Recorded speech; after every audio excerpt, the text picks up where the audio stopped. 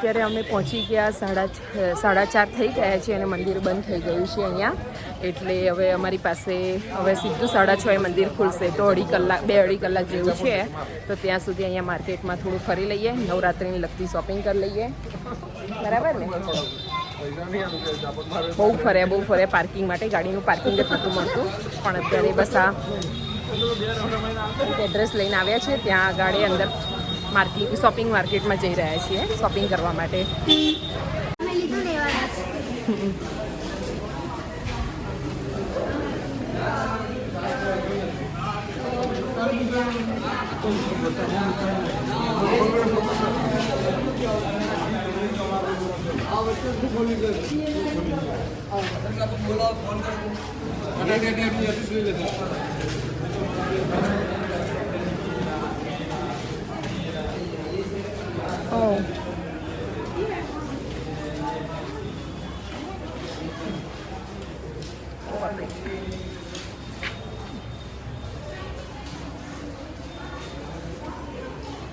દેખો ફ્રેન્ડ્સ, અત્યારે અમે અહીં અંબિકા ચોક આવી ગયા છે. મેઇન મંદિર છે ને એની પાછળ, અને શોપનું નામ છે અંબિકા. બસ અહીંયા અલગ અલગ ટાઈપના મસ્ત ઘાઘરા મળી જાય છે. અને સાથે જ બ્લાઉઝ પીસ જોઈએ તો કોઈ બી ઘાઘરા લો 500થી 450થી લઈને કેટલે સુધી છે ભાઈ? 750. એમાં બ્લાઉઝ પીસ સાથે છે. બધા બહુ સરસ છે. બરાબર. જો આમાં બી બધા મસ્ત કલરો છે. આ બધા 450 ના છે. બધા 500, 550. અને જે બ્લાઉઝ સાથે છે એ 700માં 750.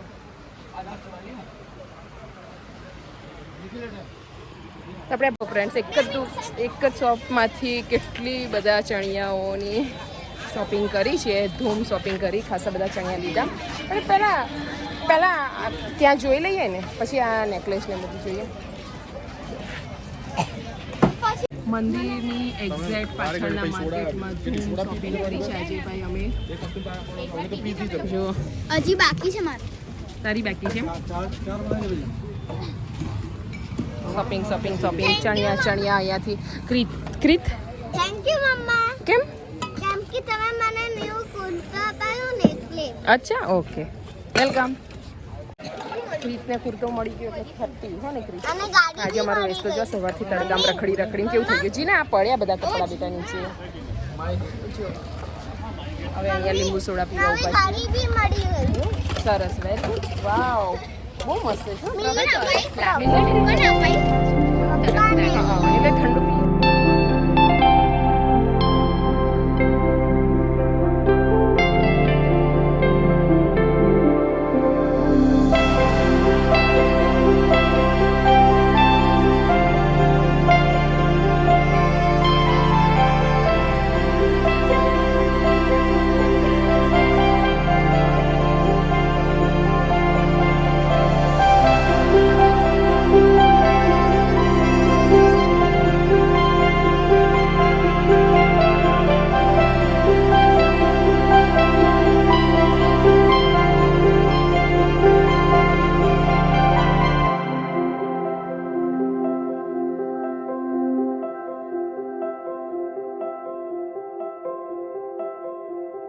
અત્યારે વાગ્યા રાતના 9:45 અને અમે અંબાજીથી 8:30 નીકળી ગયા હતા.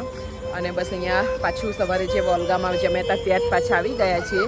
બસ હવે કંઈ એટલું મન તો બિલકુલ ઈચ્છા છે જ નહીં, કેમ કે દાલ બાટી ખાધી હતી. આખો દિવસ બહુ હેવી થઈ ગયું હતું.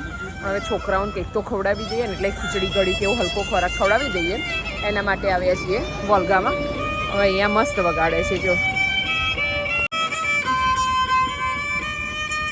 નાના છોકરા, જો વિકી તો વિહાન, કેટલા નાના છોકરાઓ કેવા સૂયા છે બિચારા.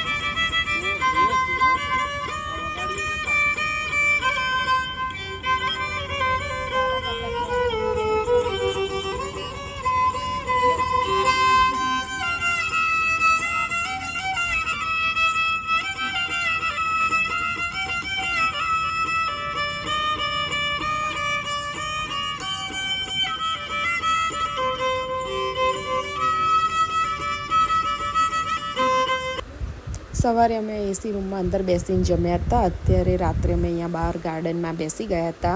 પણ જો તમે બધાના ચહેરા જોઈ શકો છો, એકદમ થાકેલા છીએ.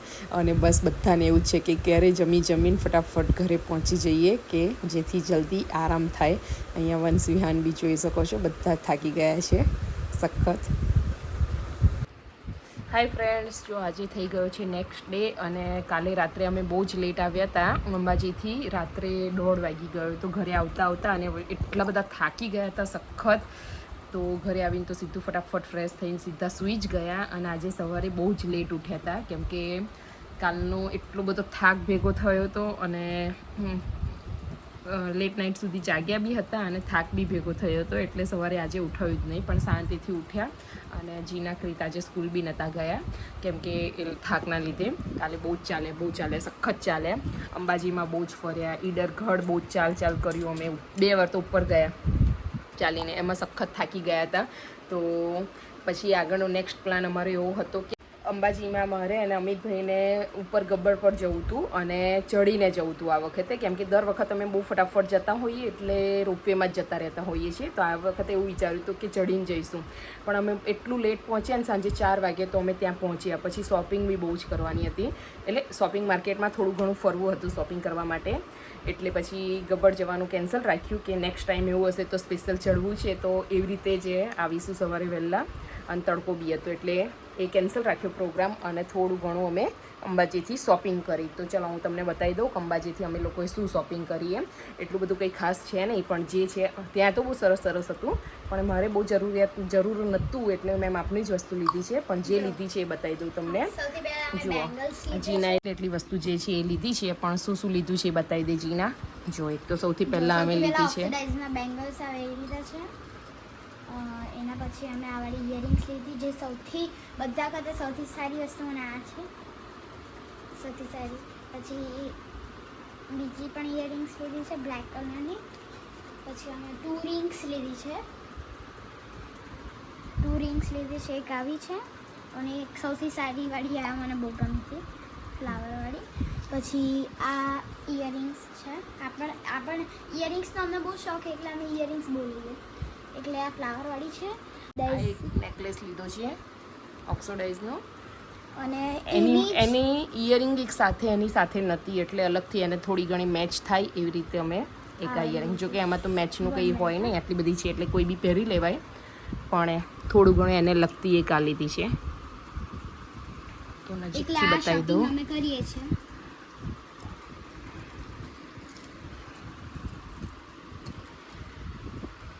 આ બહુ મસ્ત છે. આ મને બહુ જ ગમી.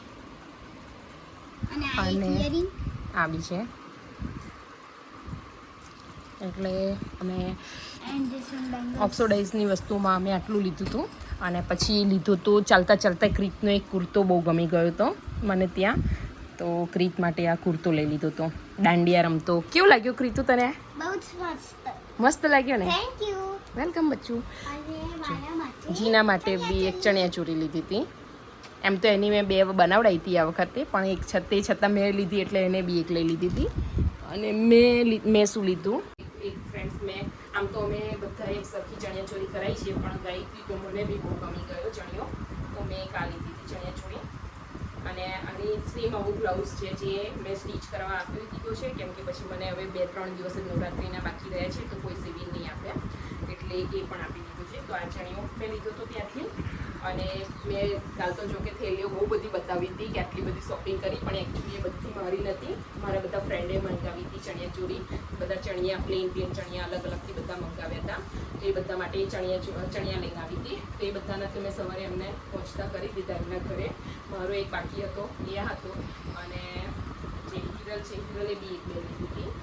એક જ એક લીધી હતી? હા, એક મજેન્ટા કલરની. અચ્છા, એક હિરલે પણ લીધી હતી, એક એ હતી, તો એ પણ એમની ઘરે લઈ ગયા. મેં એક આ લીધી હતી. તો ચણિયામાં જો નવરાત્રિના સમયમાં જાઓ ને તો એટલી બધી અંબાજીમાં વેરાયટી જોવા મળે ને. જે અમદાવાદમાં આ ચણિયા છે ને 1200-1500, લો ગાર્ડનમાં આ ચણિયાની કિંમત કમસે કમ છે ને તો 1200-1300 હજારથી તો સ્ટાર્ટ જ થાય.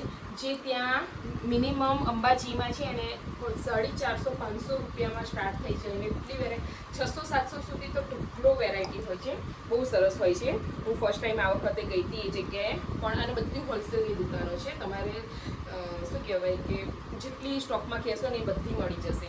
અને તમારે એક સાથે જો તમારે કસ્ટમાઇઝ કરાવી હશે કંઈ બી હશે તો બી એ લોકો કરી આપે છે. તો મંદિરની પાછળના 7 નંબરના ગેટની પાછળ જે સાઈડમાં માર્કેટ છે ને ત્યાં આગળ આ બધી વસ્તુ ચણિયાચોળી ઓક્સોડાઇઝની એમ તો બધાએ જોયું જ હશે, પણ તે છતાં ખોડિયાર ચોક કહેવાય છે એ જગ્યાને.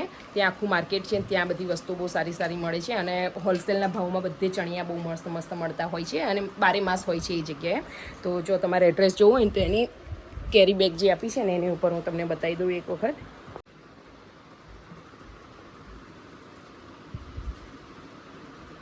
હા, તો બસ જેને ઈચ્છા હોય તમે ગમે ત્યારે અંબાજી જાઓ અને શોપિંગ કરવી હોય તો કરી શકો છો. અમે તો કરીને આવ્યા અને નેક્સ્ટ ટાઈમ તો મેં વિચાર્યું જ છે, કેમ કે આ વખત ઓલરેડી મેં 2 ચણિયાચોળી લઈ લીધી હતી અને પછી અમે અંબાજી ગયા હતા. એટલે ફક્ત મેં હવે ગયા તો લીધા વિના તો અવાય જ નહીં, એટલે મેં તે છતાં એક લીધી છે. પણ નેક્સ્ટ યરથી તો મેં નક્કી જ કર્યું છે કે મે-જૂનમાં એક વખત અંબાજી જતું રહેવાનું અને ત્યાં જઈને ગમે ને એટલી સૌથી પહેલાં ત્યાં લઈ લેવાની અને પછીથી અમદાવાદથી વિચારવાનું. બહુ સરસ સરસ ચણિયા હોય છે. અને તો ચલો, હવે મારું કલેક્શન ગમ્યું હોય તો લાઈક કરજો, કમેન્ટ કરજો અને મારી ચેનલને સબસ્ક્રાઈબ કરજો અને કંઈક એવું હોય તો બી તમે કોમેન્ટમાં કહી શકો છો.